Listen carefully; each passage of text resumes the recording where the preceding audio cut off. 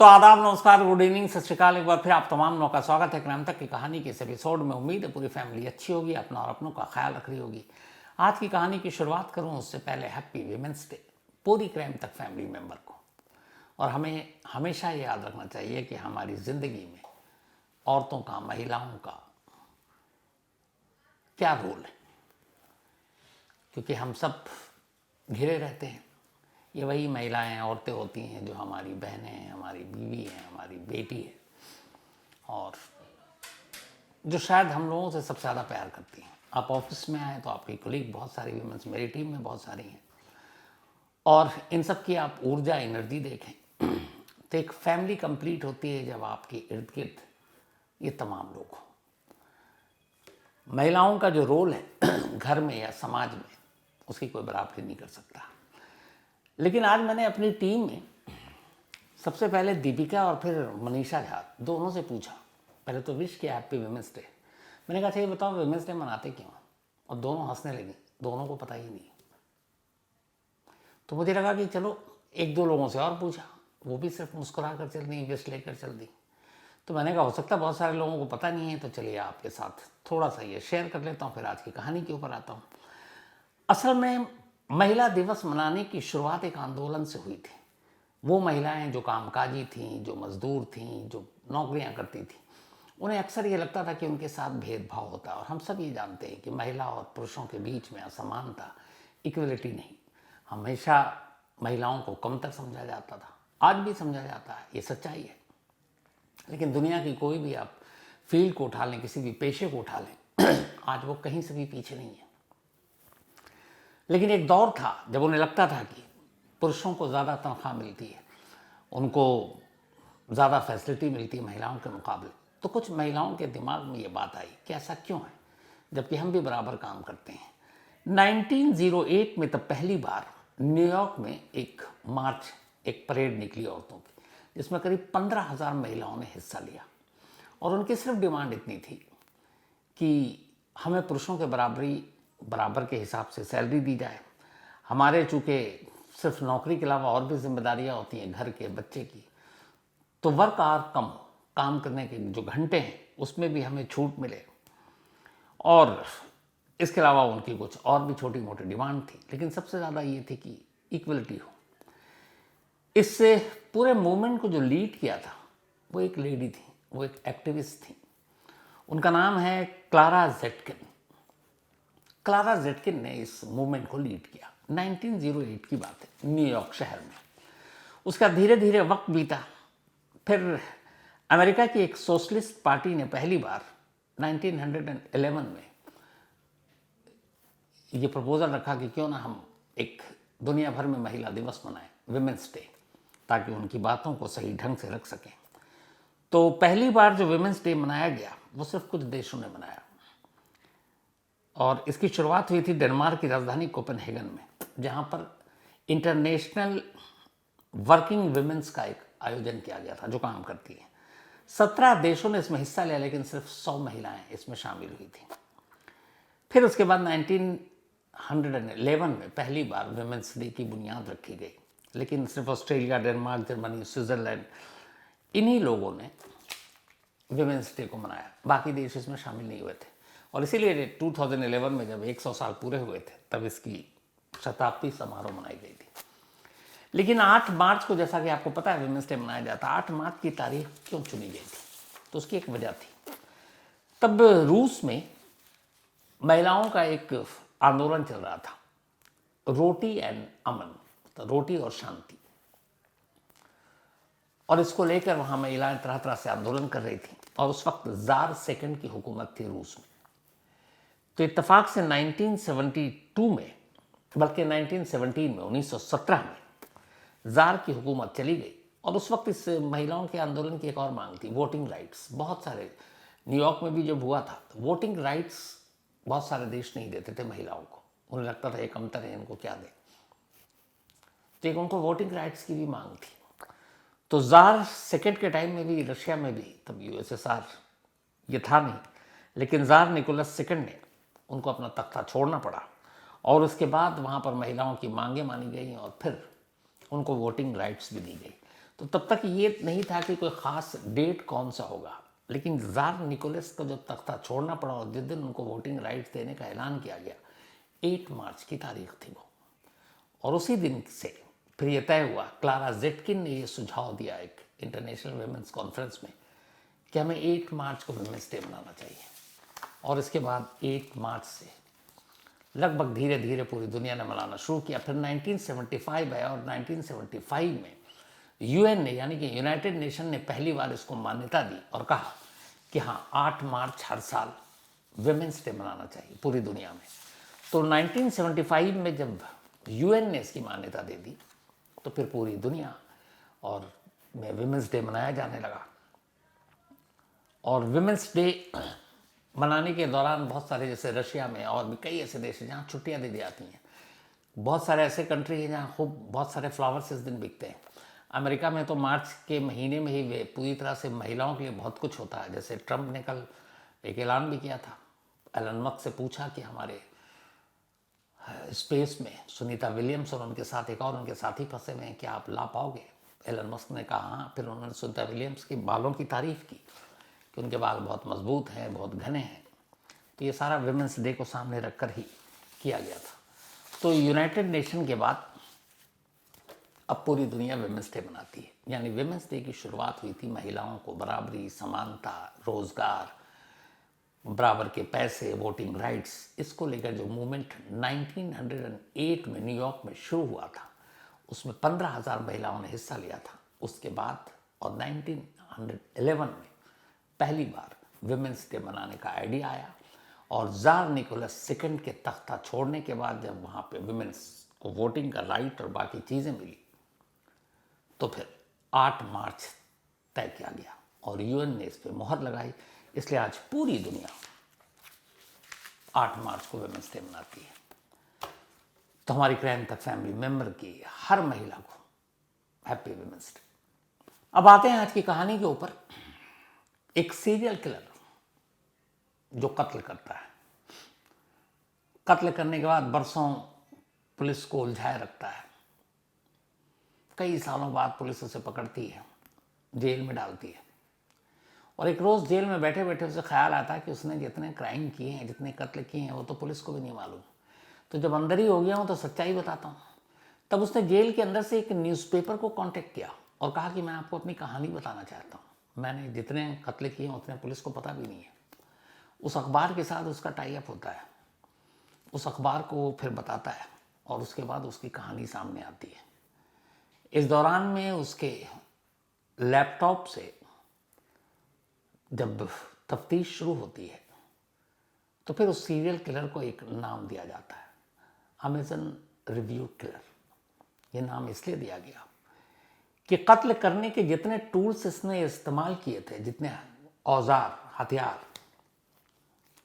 बाकायदा अमेजन के में जाकर वो उसका अपना एक अकाउंट था, उस अकाउंट पर उनके रिव्यू लिखा करता था कि ये कैसा है, ये अच्छा है, ये बुरा है, ये काम करता है, ये कितना अच्छा काम करता है। तो जब वो लैपटॉप पुलिस के हाथ लगा और उसके बाद उसने वो सारी चीज़ों को पढ़ना शुरू किया, उसके रिव्यूज़ को पढ़ना शुरू किया टूल्स को लेकर, तब मीडिया ने उसका नाम दिया था अमेजन रिव्यू किलर। आज की कहानी इसी अमेजन रिव्यू किलर की है। ये जो सीरियल किलर है, और दुनिया में बहुत सारे सीरियल किलर हैं और जो एक से ज़्यादा कत्ल करते हैं उन्हें पता है कि उनको कितनी सज़ा मिलनी है। और ऐसे कई केसेस आए हैं जिसमें खुद सीरियल किलर सामने आकर और अपने कत्ल की तादाद बढ़ाता जाता है और कहता है कि मैंने इतने कत्ल किया, आप कम क्यों लिख रहे हो। ये उनमें से एक। इस कहानी की शुरुआत होती है 70s के दशक में। अमेरिका के फ्लोरिडा शहर में एक लड़का रहा करता था। उस लड़के का नाम था टॉड कोलहैप। टॉड कोलहैप जब सिर्फ 15 साल का था तब इसने एक लड़की को एक रोज़ किडनैप किया। किडनैप करने के बाद उसको एक सुनसान जगह पर ले गया और उसे जान से मारने की धमकी देकर उसके साथ रेप किया। बाद में वो लड़की वहाँ से पुलिस स्टेशन पहुँचती है और कंप्लेंट कर देती है। पुलिस आती है, टॉड को गिरफ्तार कर लेती है। उसे 15 साल की जेल की सज़ा होती है। अब वो जेल चला जाता है। जेल जाने के बाद इन 15 सालों में वो अंदर ही रहकर पढ़ाई करता है। कंप्यूटर साइंस में उसने ग्रेजुएशन की डिग्री ले ली इसी जेल में रहते हुए। फिर 2000 के आसपास डिग्री विग्री ले चुका था, जेल से छूट चुका, तो वो जेल से आने के बाद थोड़े दिन इधर उधर भटकता है। एक कंप्यूटर ग्राफिक्स के तौर पर भी, ग्राफिक्स आर्टिस्ट के तौर पर वो कहीं नौकरी करता है, फिर उस नौकरी को छोड़ देता है और बाद में वो रियल एजेंट का काम शुरू कर देता है। कुछ रियल एजेंट के लाइसेंस उसे मिल चुके थे, कुछ और छोटे मोटे प्रॉपर्टी डीलर को पकड़ता है और अपना एक ग्रुप बनाता है और मकान की खरीद फरोख्त का धंधा शुरू कर देता है। लेकिन उसके दिमाग में कुछ और चल रहा था। ये रियल एस्टेट का बिजनेस उसने सिर्फ क्राइम को अपने छुपाने के मकसद से ही शुरू किया था। अब वो अपना काम कर रहा है, 3 साल हो गए इस काम में। 2003 में अचानक साउथ कैरोलिना में एक मोटरसाइकिल के शॉप पर कोई शख्स पुलिस को फ़ोन करता है और कहता है कि यहाँ पे 4 लाशें पड़ी हैं। पुलिस की टीम उस शॉप पर पहुँचती है और देखती है कि वाकई वहाँ पे 4 लाशें पड़ी हैं। चारों को गोली मारी गई थी। पुलिस तफ्तीश करती रहती है लेकिन कातिल तक नहीं पहुँच पाती। ये बात 2003 की है। 4 कत्ल एक मोटरसाइकिल शॉप के अंदर से लाशें मिली हैं, लेकिन पुलिस को कोई जानकारी नहीं ये कातिल कौन है। थक हार कर धीरे धीरे वक्त बीतता और पुलिस इस फाइल को एक तरह से बंदी कर देती है। 12 साल बीत जाते हैं, 2015 आ जाता। 2015 में एक फैमिली पुलिस में जाकर रिपोर्ट लिखाती है कि उसकी एक फ्रेंड और उसके हस्बैंड न्यूली मैरिड है, वो दोनों गायब है और उन्हें कोशिश कर रहे हैं, फ़ोन भी स्विच ऑफ है, पर पता नहीं चल रहा है। अब पुलिस एक न्यूली मैरिड कपल को ढूंढने की कोशिश शुरू कर देती है। ढूंढते ढूंढते आखिरकार पुलिस को उस महिला के मोबाइल से एक लोकेशन मिलता है। वो उस लोकेशन पर पहुंचती है, वहाँ जाती है तो देखती है कि वो महिला जंजीरों से बंधी पड़ी है। पुलिस जंजीर खोलती है, उसके बाद उस महिला को पहले ढाढ़स बनाया जाता है, फिर पूछा जाता है तो वो बताती है कि जो शख्स उसे किडनैप करके लाया था उसने मेरे सामने मेरे हस्बैंड को गोली मार दी और फिर मुझे इस जगह पर ले आया। अब उसने बताया कि गोली किसी घर में मारी गई थी। अब जब पुलिस ने उस प्रॉपर्टी की डिटेल निकाली तो पता चला कि ये प्रॉपर्टी टॉड कॉलहेप के नाम पर है। अब जब उसके रिकॉर्ड खंगाले गए तो पता चला कि वो तो 15 साल के लिए जेल भी गया था रेप के मामले में। अब पुलिस टॉड कॉलहेप को ढूंढती है, ज़्यादा मुश्किल होती नहीं है, वो पकड़ा जाता है। इसके बाद पुलिस अब उसको उसके उस घर में ले जाती है। उस घर में जब जाती है पुलिस तो देखती है कि उस लेडी का हस्बैंड उसी घर में उसकी लाश पड़ी है। अब डबल मर्डर था। पुलिस उसे गिरफ्तार करती है।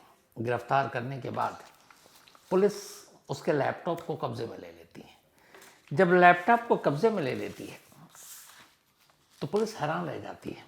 हैरान इसलिए रह जाती है कि उस लैपटॉप के अंदर छानबीन करने पर पता चला कि वो ऑनलाइन शॉपिंग प्लेटफॉर्म जो अमेज़न है उस पर उसका अपना एक अकाउंट था। अमेज़न से बहुत सारी चीज़ें लोग खरीदते हैं तो वो भी खरीदता, उसका अपना अकाउंट था। उस अकाउंट में उसने बहुत सारी चीज़ें ऑर्डर दी, खरीदी, लेकिन जब उसके रिव्यू के सेक्शन में पुलिस की नज़र पड़ी तो पुलिस हैरान रह गई। अजीब अजीब उसने रिव्यूज़ डाल रखे थे अलग अलग टूल्स और हथियारों के बारे में। अब पुलिस ने उससे पूछताछ शुरू की। तब उसने कहा कि हाँ मैंने कुछ और जुर्म किए। पुलिस से 1, 2, 3 बाकी केसेस की अब तफ्तीश शुरू कर देती है। इस दौरान में वो जेल में है। तभी जेल से एक रोज़ वो हेरल्ड नाम के एक वहाँ के न्यूज़पेपर को कांटेक्ट करता है टॉड, और कहता है कि मैं ऐसे ऐसे जुर्म में जेल में हूँ, पर मैंने 7 कत्ल किए हैं, 2 किडनैपिंग और 1 रेप, और मैं सारी कहानी बताना चाहता हूँ। न्यूज़पेपर को और क्या चाहिए, वो पहुँच गए। टॉड की उन्होंने सारी कहानी छाप दी। अब जब कहानी छापी उधर पुलिस जो उसके अमेज़न के साइट पर जो रिव्यू का कॉलम था, अब जब दोबारा उसने पढ़ना शुरू किया और जो कहानी उसने न्यूज़पेपर को बताई, दोनों मैच किया तो अजीब कहानी सामने आई। पता चला ये वो सीरियल किलर था जो हर कत्ल के बाद जिस चीज़ से उसने कत्ल किया उसका रिव्यू लिखता था। और बताता था कि ये सही था, गलत था, अच्छा था, बुरा था, काम का है कि नहीं है।